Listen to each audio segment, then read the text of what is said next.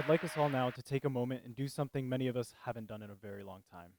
Let's close our eyes and imagine. Imagine you are 10 years old. What are you doing now?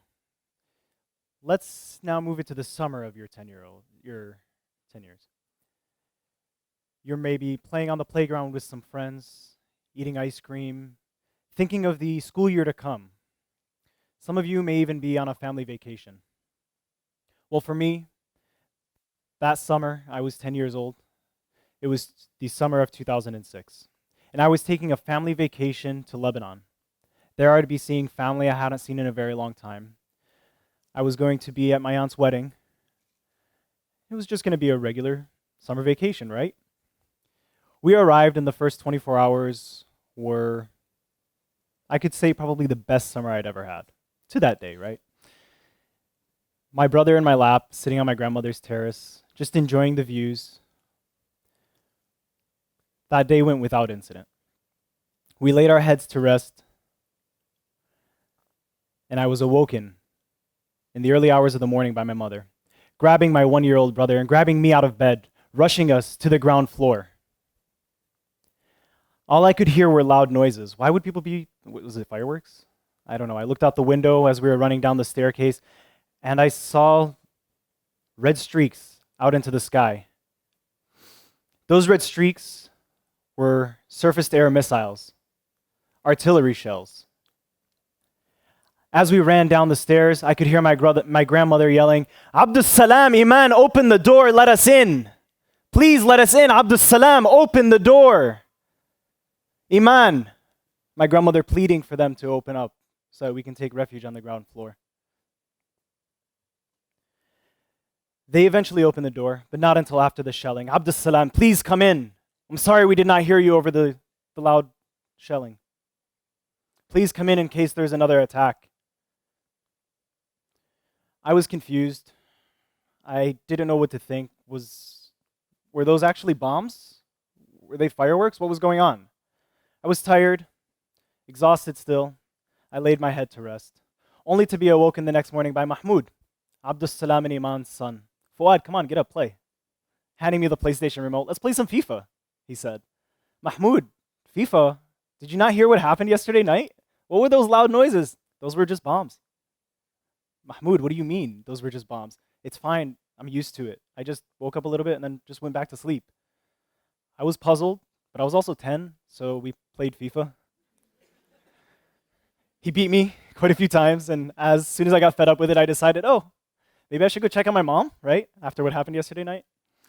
So I walked out into the family room, and there my mom was with my aunts, my uncles, Abdus Salam and Iman, discussing the politics at hand, what was going on. My mother asking, were we fine? Should we stay? My grandmother still uneasy about the situation, and Iman saying, "Don't worry, it's fine, just stay. This happens all the time. It'll just blow over." The rest of that day did go without incident, and we went up to my grandmother's apartment. There she had invited family and friends from all over to come over and have dinner with us, to meet the family that some of them have never met before. Me and my cousin sat in the candlelight playing Monopoly that night, and the night was without incident.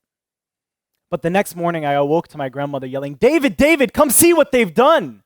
Come see what they've done to the airport!" There it was.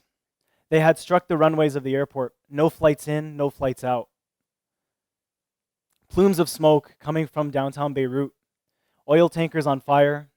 Runways in smoke.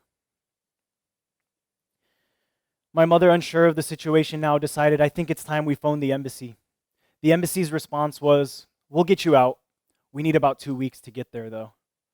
This was not enough time for us. My grandfather decided it's time we head for the mountains, to Lesa, where my uncle was. There we would be safe, he said. And on our way, I distinctly remember him seeing a cross. He saw a cross and said, "Here we will be safe. Here they won't attack. We should be good here." We arrived and were welcomed with open arms by my uncle and his family. There he had already been housing refugees from all over the country. Anyone that needed a place to lay their head, food, clean water, he was there for them, and that's where we went. We had finally arrived. My mother just happy. She was told that we were safe. My brother, 1 year old, just happy that he was in my mom's arms. And I'm just too shy to smile and look at the camera.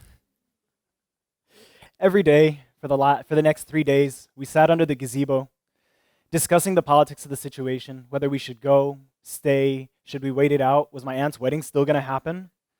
They were discussing these things, and I was just bugging my mom to go down to the store, but she wouldn't let me because we were told we were safe, but you never really know, right? We started to run low on food, clean water, supplies. My brother had become ill and spiked a fever. With no medication, we decided it was time to go again. My uncles collectively hired a few drivers to take us to Syria. On the way to Syria, in the back roads, we had a flat tire. But just before the flat tire, I distinctly remember driving past a car on fire and 2 boys riding their donkey. These boys could not have been older than me. Maybe a little bit, but they seemed about my age. How were these boys allowed out on their donkey in the middle of nowhere? Where were their parents? My mother wouldn't even let me go to the store with my cousins in an area we thought was safe. We continued on, though, to Syria, only to arrive in Syria and realize that there was nowhere for us to stay. The flights were all booked. We had to continue on to Jordan.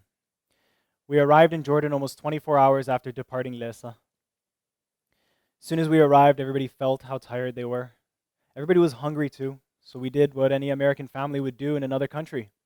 We went to Burger King, got ourselves some fast food, and even supersized it. My grandmother, depressed, unsure of the state of her apartment and the family that she left behind.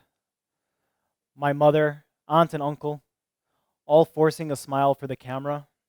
My little brother, irritable, and me just happy that I got my fish sandwich that I've been begging my mom hours for.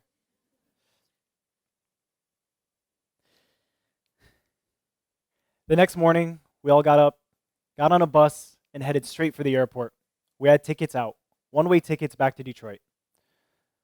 We were fortunate enough to get out unscathed, but others did not have the same luck.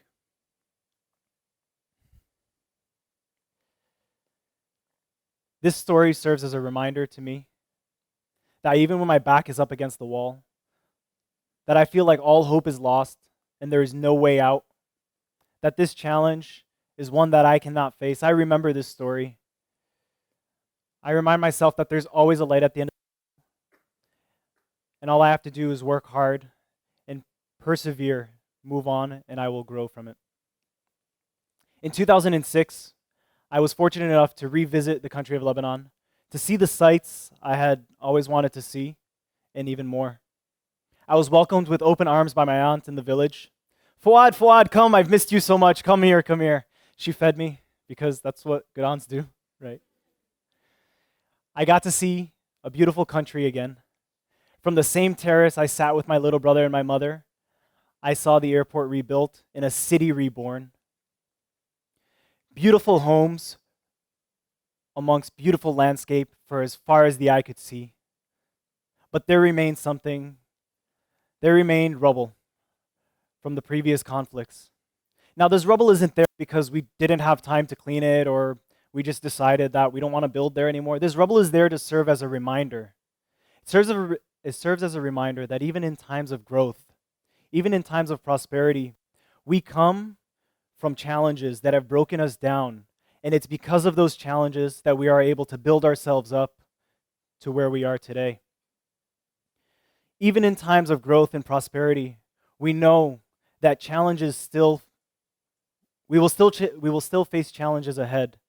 Just as the country of Lebanon is reminded day in and day out by the number of UN outposts around the country, reminding them that war is still inevitable and it can still happen.